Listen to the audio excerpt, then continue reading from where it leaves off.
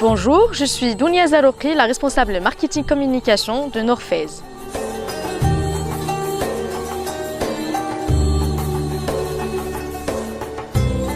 Bonjour, je suis Jean-Philippe Frère, je suis exploitant agricole et dans la filière oléicole.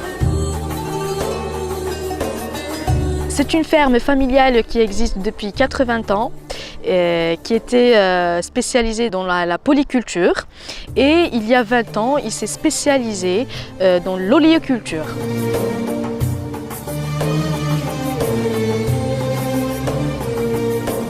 Les oliviers, comme on voit autour de moi, c'est une filière emblématique dans notre département. Ça fait plusieurs millénaires qu'il y a des oliviers sur notre département. Et je suis installé sur la commune du Rouret, dans l'arrière-pays grassois.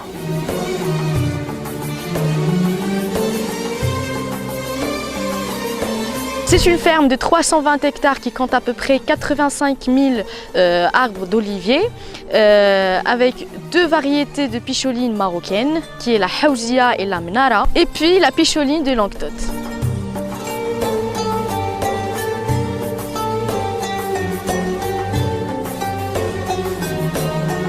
Alors la superficie de l'exploitation, elle est de 6 hectares et demi en superficie pour 480 oliviers au total. Voilà ce qui représente. Par contre, ce sont des arbres qui sont multicentenaires.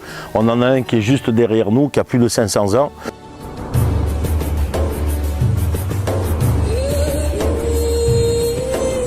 Concernant la main-d'œuvre, elle constitue ou bien elle représente 20% des charges d'exploitation pour les travaux de tout au long de l'année. Par contre, si on rajoute par exemple les postes les plus importants comme la taille des arbres et la récolte, on peut arriver jusqu'à 40% des charges d'exploitation.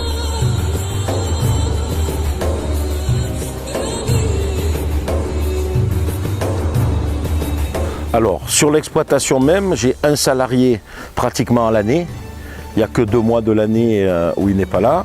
Et après, j'embauche des saisonniers par rapport à la récolte à venir. Parce que depuis quelques années, malheureusement, la récolte, c'est très aléatoire. Avec les aléas climatiques, on paye un lourd tribut à cause de ça. Aujourd'hui, est favorisé sur l'exploitation. J'ai fait à peu près 25 tonnes. Les grandes années, entre 20 et 25 tonnes d'olives ramassées. Bon, ça, c'est les moyennes sur 10 ans. Aujourd'hui, les moyennes ont descendu au vu des aléas climatiques. Je suis plutôt à 15-16.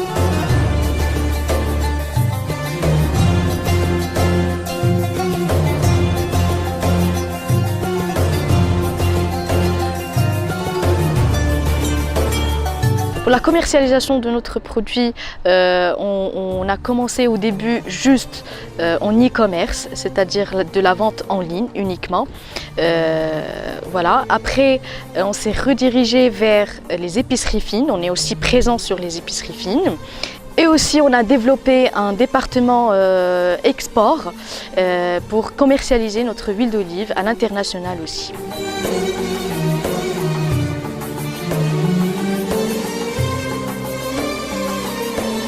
Alors toute la commercialisation de l'exploitation, au début de mon installation, il y a 30 ans, je faisais des GMS, de la grande distribution.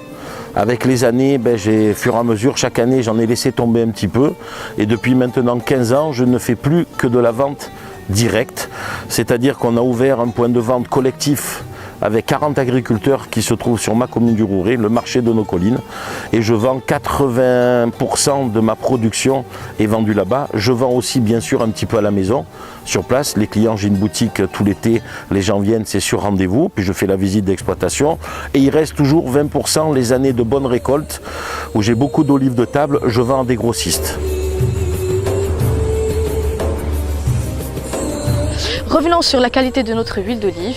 Notre qualité est reconnue à l'échelle internationale, où on a été sélectionné parmi les 100 meilleures huiles d'olive au monde par l'organisation Evolium Top 100 2021.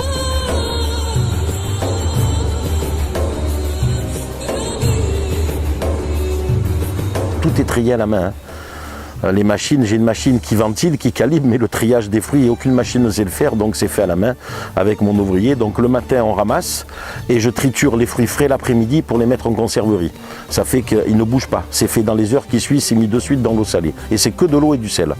Nous, il n'y a aucun autre ingrédient qui est ajouté. Il y a d'autres départements en France qui font des préparations, qui désamérisent. Nous, c'est que de l'eau et du sel marin, comme faisaient les Romains. Et après, il faut laisser le temps au temps.